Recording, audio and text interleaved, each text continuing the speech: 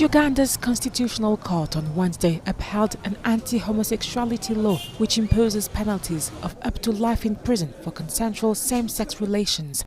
The justices found that some sections of the bill, which was signed into law in May last year, violated the right to health, privacy and freedom of religion. The petitioners sought a myriad of remedies that essentially call for the nullification of the entire Anti-Homosexuality Act 2023. Having held as we have in the body of the judgment, we decline to nullify the Anti-Homosexuality Act 2023 in its entirety. Neither would we grant a permanent injunction against its enforcement.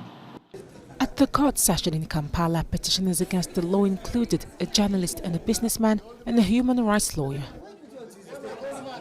The court essentially said that the law is justified insofar as it discriminates against LGBTI people, as far as it denies them a right to participate in the governance of this country. They said those restrictions are proportional. And in doing so, the court relied on public sentiments. The court relied on what it calls moral values of this society.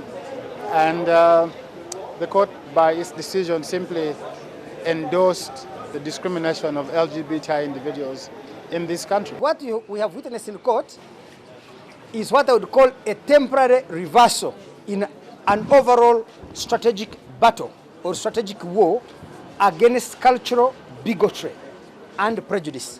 So we are going to appeal to the Supreme Court, not for striking down different components of this law, but for overturning this law in its entirety. The bill toughened up an existing British colonial-era law under which gay sex was already illegal.